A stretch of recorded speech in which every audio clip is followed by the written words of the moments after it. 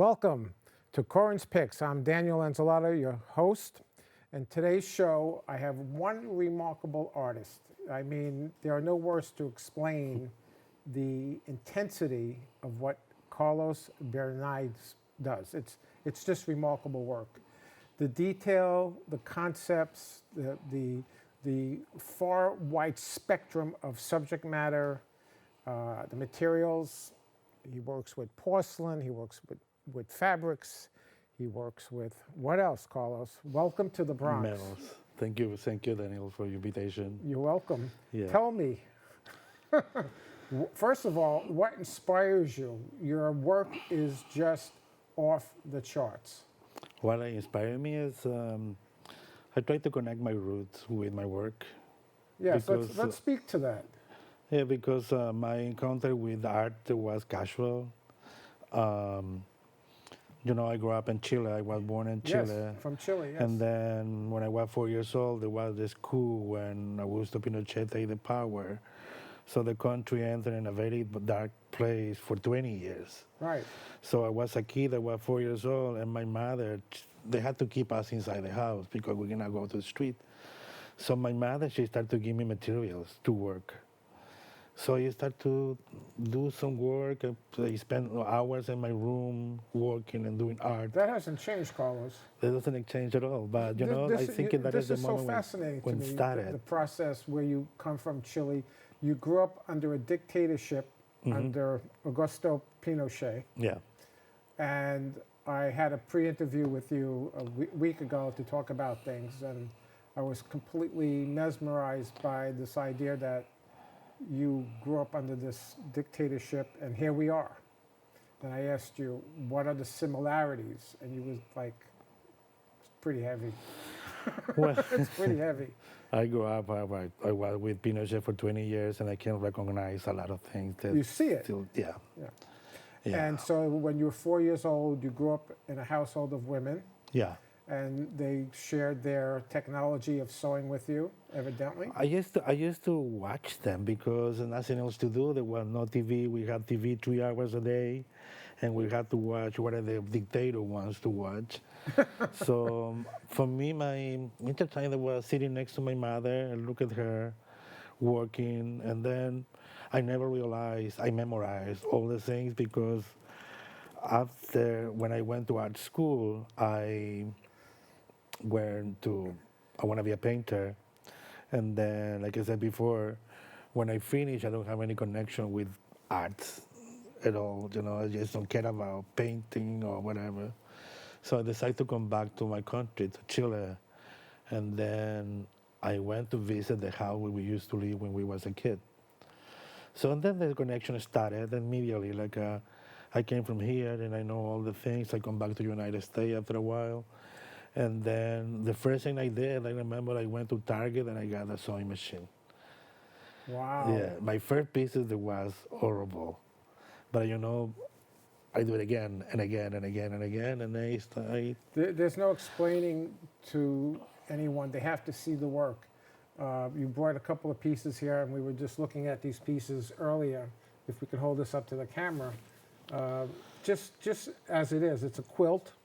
And it's just, if the camera could see that, that's all quilted and cut from fabrics. And you were telling me the flowers are from a piece of furniture that you had as a kid? So when I come back to Chile, my mother's house, it was abandoned. So we entered and I saw the sofas, and the sofa that was all ready.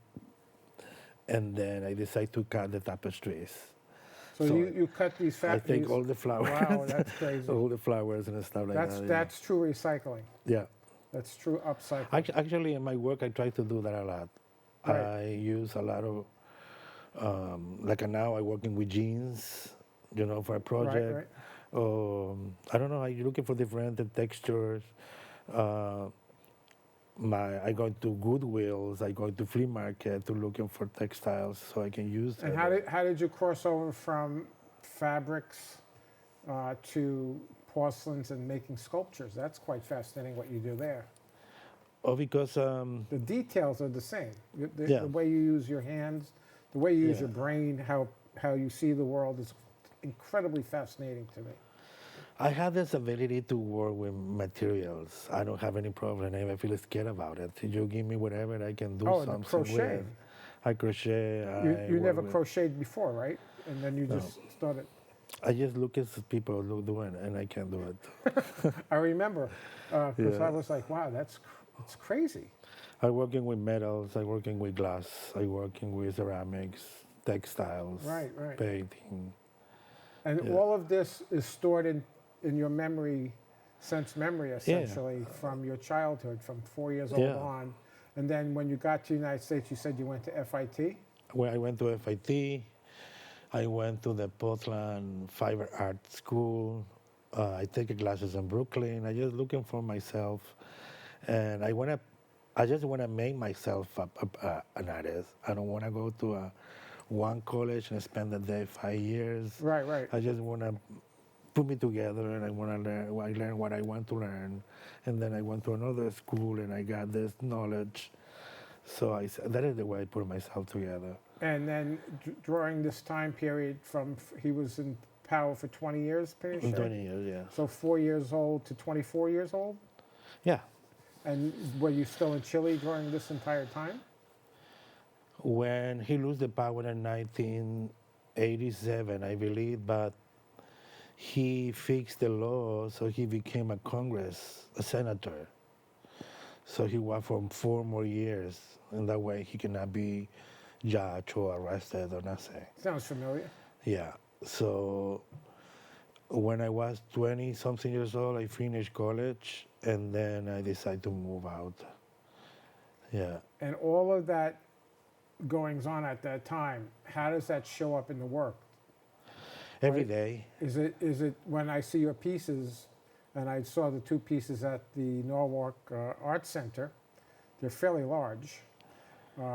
In the narrative, you have to really understand something about your history, and because unless you're very familiar with the work, I mean, the work speaks for itself. It's just incredible. Yeah. The way the sewing, the fabrics, the way the quilts are, and how you make each piece. And then every time you do an installation, do you change the format or the motif of how it's done?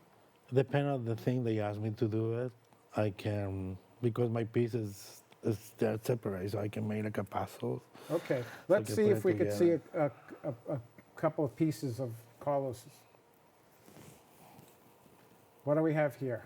That's the piece that's here. That piece that was made Right by that was made by the time when there was the pandemic. So that's fairly recent. Yeah, yeah. And the bird, what is that representing? Oh, the bird, there was a doctor, you know, La Peste. La Peste, they called the Black Death. Yes. Okay, the doctor, they used to use those masks and Right. leather. Right. And here in the point, they put like herbs Okay. and different kind of medicines or whatever, you know, the way it doesn't smell that bad. So that is the doctor for La Peste. It's an Okay. icon. And then, for me, everything was so surreal, unrealistic. I mean, it's just I decided to phenomenal. make this piece, the one like I want to look like a billboard or magazine. So you can see me in the back, Oh, yeah, I the see it. birds, the dead dancing in the corners, you know, and the flowers and the animals on the top, they represent what a beautiful world we used to have, and now The we are in this palette, moment. the control, the fact that it's so evenly flat. I mean, I have it right here. We're looking at it on the TV, but the way you make it so beautifully flat, I mean, that's incredible. I think that is the Your experience. handiwork is amazing. Yeah, when I think the more experience you have, you do it better. Oh, I can't do this. Huh? I can't. It's Do just, you don't have to give up, because when I started, my work there was horrible. I get so scared because the machine, they start to make noises, and then I used to use my sewing machines. So now I can take my sewing machine apart, and I can clean it, and I can fix it, and continue working. How big is this machine? I have four machines. Okay, so you have 4 different. Yeah, they're like this size. All right. Yeah, they might be heavy. And you have a very large work table. Yeah, Yeah, so this is laid out, and the machine is integrated into the table. yeah, Yeah, beautiful. It's absolutely stunning work. yeah. It just goes on. I mean, I've seen your works many, many times, and each piece has absolutely your signature to it. There's no doubt about who's doing this, and the thoughts that go into it. That's what's intriguing about it. It's not just The thing with piece. me and my work is with people, they talk to me, or when somebody want to ask me for some piece in a specific, I just take that conversation to my work. So in that way I can do my work, you know what I mean? Right. And usually my language is a lot of absurdity. I think the more I use in my work is absurd, because with the kind of life we used to have in Chile, I think the better thing we can do is laughing about what happened. So with you're us in saying that there's an moment. absurdity to it. Absolutely, all So the there's time this in my absurdity work. that you're interpreting and creating these pieces, and then how you construct these the juxtaposition of how these pieces go. Yeah, I think in a way I try to do like a shocking when you see my work, because they can be, I don't know, an example, the Virgin Mary, and next to is Felix the cat. Right. I've seen So that, I things like use that, those things, and I keep all these icons around me. Mostly are cartoons when I was a kid, or I don't know, everything that they can be an information for me. And you bring the same sensibility to ceramics. Yeah, I mean, for instance, the kimono. There are no words to. That's just a masterpiece of everything, skill, thought, the way you planned it, the execution of it, the textures, the colors, the richness is just unbelievable. Well, with the kimono, I was so lucky because I was invited to the Biennale in Venice. Yes, I remember. And we do a performance there with a professional model, Alexandra Mas.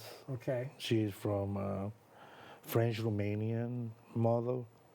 So we do that performance for 2 days. One day there was walking around Venice and take some pictures. What better place to show that piece of work? Yeah, and The then theatricality of it alone is just stunning. and then the next day she do a performance with the kimono.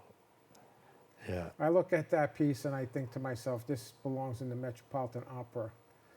Somehow it needs to be integrated into an opera. That is one of my dreams, to be part of the opera. It's like, I mean, really, when I say, oh my God, I oh can't my do God, that. it is so operatic. Yeah. I mean, it's But, just crazy. But about, like you said, when I work with ceramic, or I work with textile, or I work with painting or metals, I just have a style. And Oh, there is a without style question. I I mean, follow, you without know, like question. yeah. Even when I happen to come upon you painting a floor in a cafe, Ursa Cafe in Bridgeport, Connecticut, I mean, the floor is priceless. I mean, the point of view looking down with those koi fish. Yeah. Anyone who has got the time to take a ride up to Bridgeport, Connecticut, just to see the floor that Carlos did is just remarkable. Yeah, like I don't know, when the people ask me about my work and they see, my God, there's so much work, I never realized that. Like when I painted that floor, I painted for 2 weeks. I know. My knees. Well, every let's day. hold on there. We're gonna cut away to a public service announcement.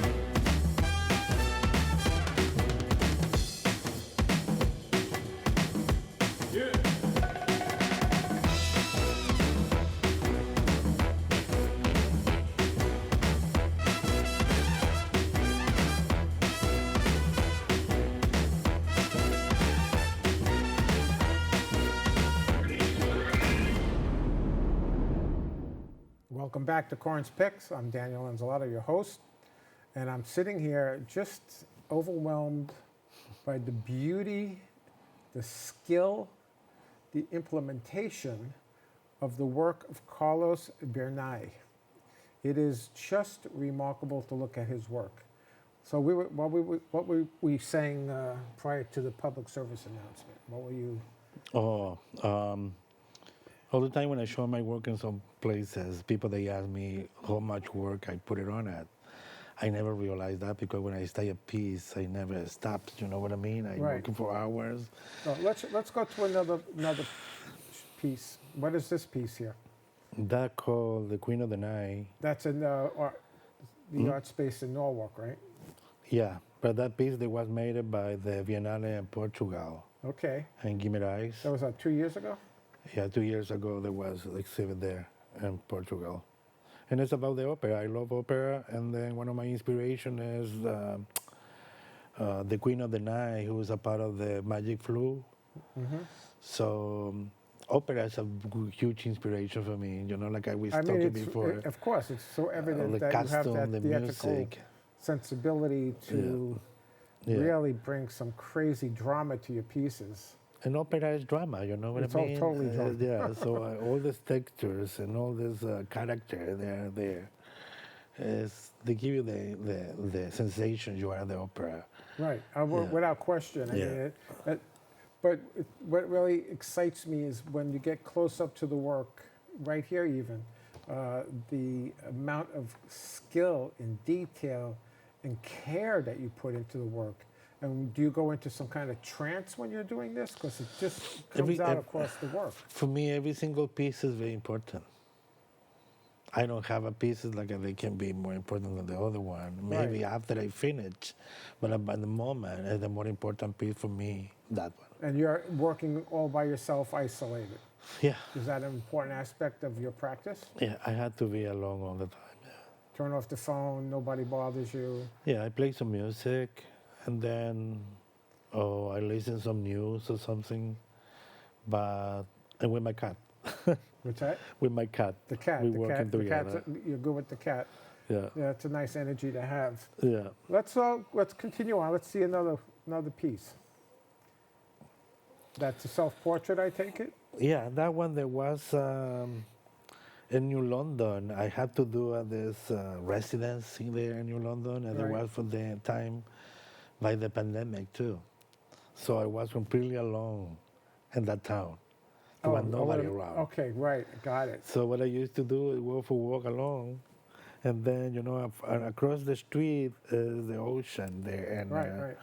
so I used to sit there and see the ocean, and I got the inspiration, because I had used to have a lot of anxiety. There was the moment when the You had situation anxiety was at not the really time? good.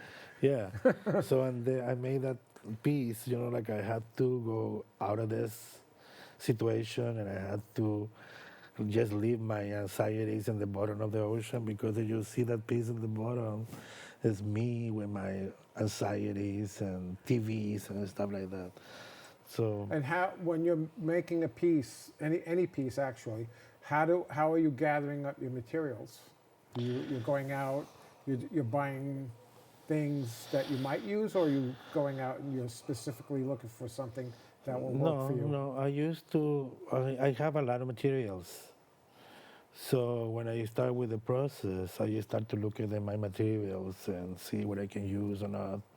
Plus, my work is a lot of improvisation, because I do a sketch, like everybody have the ideas about what I have to do. Right. But at the moment, I have a conversation with the piece, so the piece they start to exchange colors and figures and forms. But by the end, is what I want to do. I think it's very important keeping a conversation with your piece to Absolutely. understand. I couldn't agree with you Yeah. more. Now tell me, because I think I remember you saying something about having dreams. Oh yeah, And I dream a lot. And waking up and Yeah. making notes of that. I started a project. There was an installation that was 500 square foot, and they were called Chaos. And it's about, for 2 years, I recorded my dreams and my nightmares. So I had 2 cell phones. So I send message to my other cell phone. The next day when I wake up, I realize what I dream, and I made a sketch. And I don't know. You see that installation. Right. There was 500, and then you enter in a call. There was all over. So like looking at, okay, let's see another piece. Let's see another, okay. We've been looking at that, that's good. That one is the American Dreams. This is a dream? There's American Dream and everything.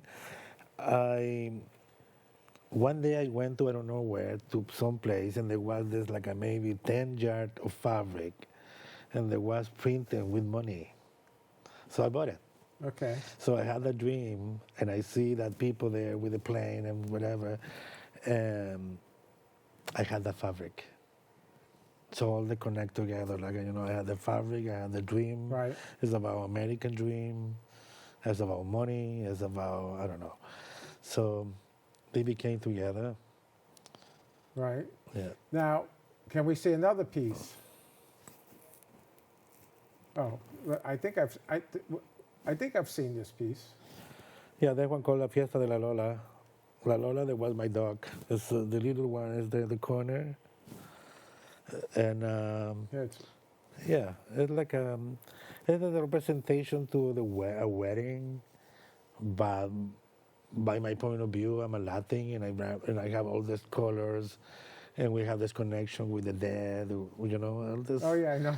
different kinds of stuff. Yeah, I got it. Yeah, so that is the reason I made that, because at that year I get married too. Okay. So I have this idea about I have to do something about I get married. Married in death, is that sort of like? Yeah, and then no. I don't want to do something about my marriage. I want to do something about people get married. Okay. So I decided to call the piece La Fiesta de la Lola, because it was nothing to do with me. It's just the representation of a Latin wedding. So when you're doing a piece, any piece, and it's progressing, and you get to a point where basta, it's done. Yeah. Usually I don't take the decision either. How The piece take the decision. It's like no more. Okay, I understand that as well. I kind of go through the same thing. And I too. try, and no, there's no more. Yeah, like I'm working on a piece now, and it's just been sitting there for months. I haven't touched it, but actually I'm touching it with my mind. Yeah. Because I look at it and I go, ah. Sometimes you have to follow your instincts, because, for example, they asked me for a piece about the dictatorship in Chile, and that piece, they will be all over the museum. I made that piece, I make a huge tapestry, and then I don't feel happy about it. So in 2018, there was a huge revolution in Chile where they burned down a lot of buildings. Right. So I was thinking about fire. Okay. So put fire in the piece. Okay. Are you being inspired by this political situation right now in America? Oh, yeah. Will that influence a piece? Yeah. Is that coming, or is that started? No. I think I have this inspiration. I believe that I live that situation. Because when you survive a dictatorship, you keep all those memories. Right, I would imagine. Yeah, I believe in my case, I believe there was the sleeping. Now they wake up again. Right. Yeah. Well, you're certainly inspirational, and you certainly have inspired me. And I think you've inspired a lot of people by your dedication. The amount of work that you do is really quite stunning. It just never stops.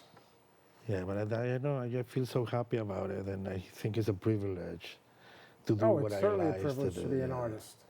Yeah. We get a bad rap, but at the end of the day, everybody wants to be us. Yeah. They just don't want to pay us. It's a good thing. It's like you feel good when this year they invited me to show my work at the Aldrich Museum. And that's coming up when? June 6th. Okay. And how do we find you? What's the best way to find you if people want to see your work online? My Instagram, C. Bautista Biernnay. Okay. And Facebook? You're on Facebook as well? Facebook too, the same thing. Same thing? Yeah. And so you have a show in Art Space in Norwalk, which is coming down this week? My show in Norway coming down next Friday. I have a show in Chile in this moment too. The Okay, piece wow. I told you about, I fired that piece. So you're truly an international artist by all accounts. I try to kind of. I think so. don't know. I wouldn't say you're not. I mean, you know. are an international artist. Yeah, kind of. I don't know. Sometimes I don't believe my own things. The big time's coming. I think you're going to get a call from the Met. I hope so. I mean, they have a very high ceiling there. They need some tapestries, at least. The curious thing for me is I never applied to anything. And hopefully you'll be doing that residency in Greenwich. Oh, I hope so too. That would be nice. That piece is fantastic. Yes. Yeah. Yeah. That includes ceramics, copper, and textiles. Wow. So, I'm talking about the water and that. So the project. copper is what? Copper sheeting? My brother sent me some. It's like very thin copper, like pages of the sheets. Yeah. I know where you can get some. And then ceramic. Right. Okay, so tell us again. We're going to wrap it up soon. Tell us again, how do we get in touch with you? Facebook, Instagram? Facebook and Instagram, yeah. And you have a website? No, I don't have a website. You don't have a website? Oh, my goodness. I refuse to. Oh, good. I'm happy to hear that. Huh? I would tell people the same thing, and then I was forced into it. Oh, So, really? yeah, I have a website. Yeah. Yeah, but I had a friend of mine build it for me. Oh, I have a friend that built it for me, but it's building for me for hours. So. Yeah, so the website actually kind of is helpful because every time I have to do something, I just Hey, but you send know, the for link. example, this year I show my work in the Contemporary Museum in Boston and Massachusetts. I show my work in MoCA. I show my work in UV. I show my work in different places, and Right. they find me by Instagram. Perfect. Okay, so now we're going to wrap it up. Thank you, Carlos, for coming to the Bronx. It was a pleasure. Oh, You're thank you an so much for the incredible artist. invitation. Thank you so much. Thank you so much. Thank you.